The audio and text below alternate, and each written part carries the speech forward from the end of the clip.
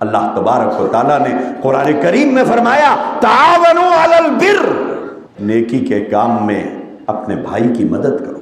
جو نیکی کا کام ہے، نیکی کے چند مخصوص کام ہی نہیں ہے، خالی مسجد بنانے دینا نیکی کا کام نہیں ہے، خالی بور کھدا دینا نیکی کا کام نہیں ہے، مسجد کے دروازوں پر کھڑے ہوئے لوگوں کو 1-1 روپیہ ہاتھ میں دینا یہ نیکی کا کام صرف یہی نہیں ہے، بے حساب نیکی کے کام دنیا میں۔ کیا کسی یتیم کو پڑھا دینا یہ نیکی کا کام نہیں ہے؟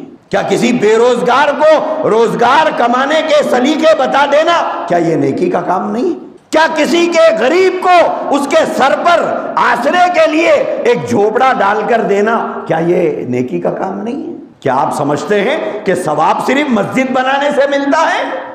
غریب کا گھر بنانے سے ثواب نہیں ملتا؟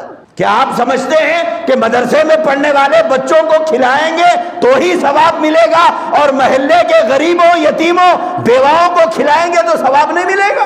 کیوں ہم اتنی تنگ نظری اپنے ذہن و دماغ میں پیدا کر چکے ہیں؟